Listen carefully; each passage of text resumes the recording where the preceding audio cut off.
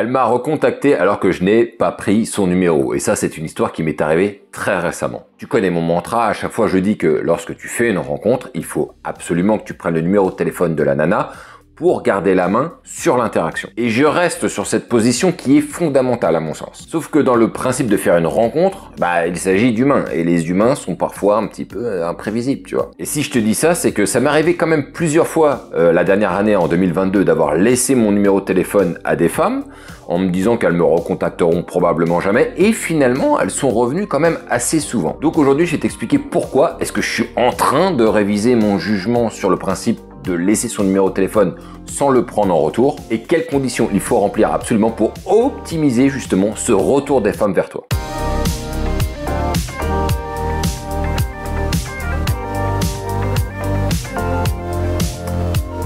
Bon, on va être clair sur ce que je conseille malgré tout, les gars. À chaque fois que tu fais une interaction avec une femme dans ton quotidien, tu dois toujours garder à l'esprit d'avoir aussi le numéro de la femme, donc d'échanger les numéros. Parce que je le répète encore, t'as absolument pas la main sur la rencontre. Tout repose sur le fait de nous recontacter ou non, et ça nous met dans une position qui est vraiment inconfortable. Et le déclic qui fait que je me suis dit, il faut absolument que je fasse cette vidéo, c'est que très récemment, en sortie d'un coaching, à la station Opéra, j'ai rencontré une très belle femme. Vraiment, je trouve que c'est une très belle femme. Ce sont mes goûts, bien évidemment. Elle était pressée, on était dans la station, mais j'ai quand même réussi à tirer la conversation au maximum. Et selon mon point de vue, et je peux vous garantir, les gars, que je suis très critique envers moi-même, j'ai fait une interaction correcte. C'était pas flamboyant, mais c'était correct. Sauf qu'à la fin de l'interaction, je foire au moment de la prise de numéro de téléphone. C'est-à-dire qu'au moment où je lui propose d'aller se revoir plus tard autour d'un verre, elle accepte immédiatement et elle sort son téléphone. Et là, elle me dit, écoute, je vais prendre ton numéro de téléphone. Vous savez qu'en règle générale, je ne me satisfais pas de ça. Mais comme l'interaction s'était bien déroulée, qu'il y avait une bonne énergie, une bonne atmosphère,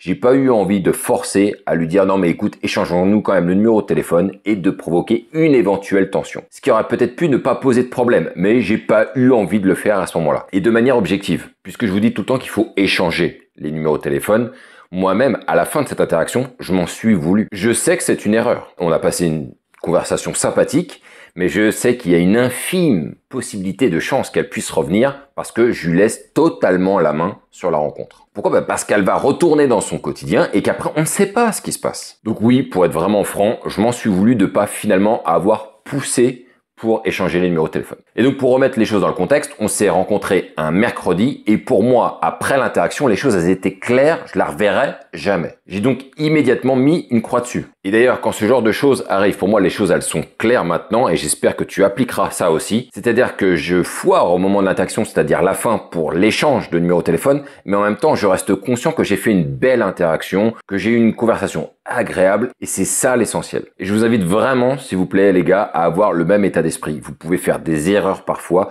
mais il faut garder en mémoire si la conversation était sympa, si la rencontre était belle. Sauf que surprise, je reçois un message le 31 décembre, soir du réveillon. Et donc on a pu échanger par message, elle est donc revenue et j'ai pu reprendre le contrôle de la rencontre. Et donc suite à son retour, cela m'a amené une réflexion importante que je voulais absolument te partager. Salut, je m'appelle Brice, j'ai créé la chaîne La Séduction pour les Zéros pour tous les hommes qui ont décidé de prendre leur destin en main et qui ne veulent pas laisser leur avenir dans les mains d'un algorithme. Ici, tu l'as compris, moi je prône le fait d'aller aborder une femme qui nous plaît dans notre quotidien, dans la vie de tous les jours. Moi, ça fait une dizaine d'années que j'exerce dans la séduction en abordant en bar, en club, dans la rue, dans la vie de tous les jours, quoi. J'ai même été 4 fois aux États-Unis pour me faire des stages en solo intensifs. Donc si tu cherches des réponses pour savoir comment faire pour rencontrer des femmes dans ton quotidien, ici, au bon endroit. Et si tu veux vraiment aller plus loin, va en description, tu trouveras tout un tas de choses qui vont pouvoir t'aider à rencontrer des femmes dans ton quotidien. Et donc, est-ce que ça marche de laisser son numéro de téléphone sans prendre le sien? Alors la réponse est oui, mais sous certaines conditions.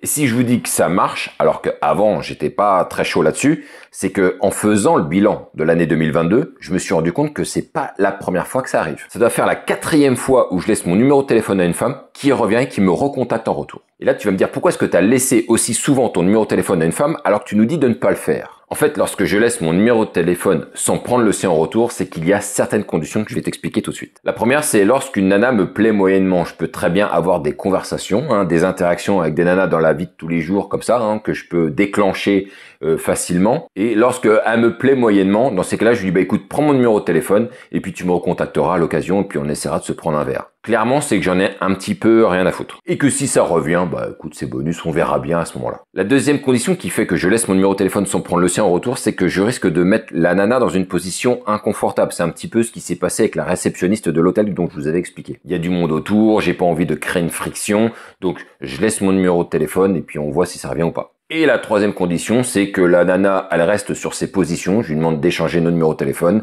Elle ne veut pas. Elle veut absolument prendre le mien. Elle ne veut absolument pas laisser le sien parce qu'elle pense que c'est trop intrusif ou je ne sais quoi. Et donc, quand je vois que c'est bloqué et qu'on pourrait arriver à un moment de grande tension, dans ces cas-là, j'abdique et je lui laisse mon numéro de téléphone et on verra bien. Bien évidemment, l'interaction que j'ai eue fin décembre n'a rien à voir avec ces trois conditions, puisque là, c'est juste que j'ai mal maîtrisé l'échange de numéros de téléphone. Il faut pas s'en vouloir, n'importe qui peut foirer n'importe quand, d'accord? Mais donc, bilan de tout ça, dis-toi que sur cette année de 2022, j'ai quand même 4 nanas qui sont revenues vers moi alors que j'avais pas pris leur numéro de téléphone, et je peux te dire que j'ai pas distribué une dizaine de numéros de téléphone. Je l'ai peut-être donné environ 6 fois, plus ou moins, quoi. Mais alors, quelles ont été les conditions qui font qu'elles sont revenues, ces femmes? Et j'ai commencé à comprendre, en fait, pourquoi est-ce qu'elles revenaient, parce qu'à force de revoir ces femmes, du coup, je leur ai demandé des feedbacks, je leur ai demandé de m'expliquer pourquoi, leur état d'esprit, comment elles ont réfléchi, comment elles en sont arrivées à se dire « Ok, je vais le recontacter ». Et je vous l'ai déjà dit, les gars, recueillez toujours le feedback des femmes, c'est très important. Déjà, il faut se le dire, il faut laisser une bonne impression lorsque tu fais une interaction. Généralement, cette interaction, elle est courte et j'étais bien habillé. Donc déjà, je présentais bien et ça a donné l'effet de rassurer la femme. Ensuite, et c'est toujours pareil, je vous l'ai déjà dit, ce sont les ingrédients indispensables à mettre lors d'une interaction.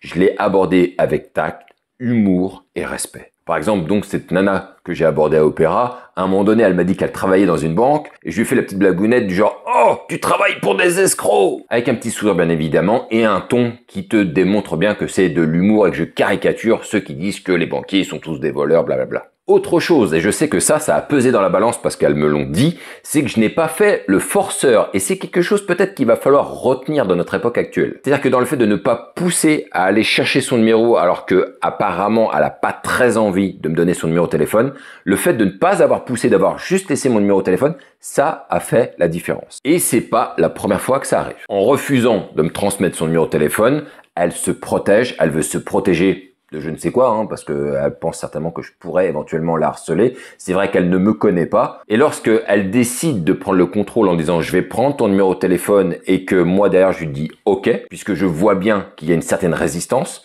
ça la rassure de voir que le mec n'est pas un forceur. Autre chose aussi qui a très souvent joué dans le fait que ces nanas reviennent vers moi, c'est lorsque l'entourage les pousse à me recontacter. Et c'est arrivé plusieurs fois. Et ce que je te dis ne vient pas de mon esprit, ce sont les nanas qui me l'ont dit. Et pour une raison simple, c'est que si tu fais une bête d'interaction, et lorsqu'elle va raconter son histoire à son cercle proche, ça va sonner comme une rencontre magique. Et là, souvent, les meufs, et même les mecs qui sont autour d'elle disent « Vas-y, recontacte-le ». Et comme ça n'arrive pas souvent, les personnes savent que c'est rare de se faire aborder de cette manière.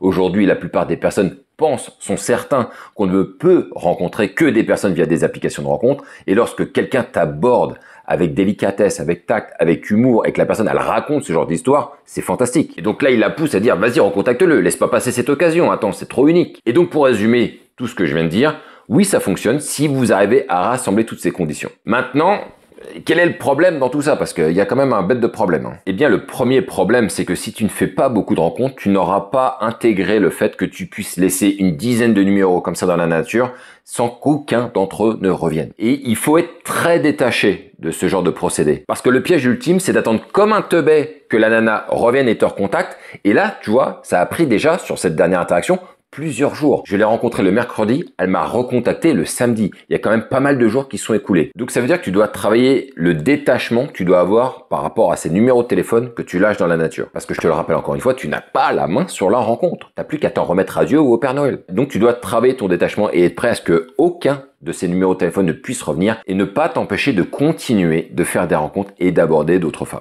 Donc oui, je confirme, tu peux très bien laisser son numéro de téléphone sans récupérer le sien, ça fonctionne. Mais il y a quand même des inconvénients. Bref, je vous laisse méditer là-dessus. Dites-moi ce que vous en pensez dans les commentaires. Sur ce, on se retrouve pour une prochaine vidéo et vive ce putain de game.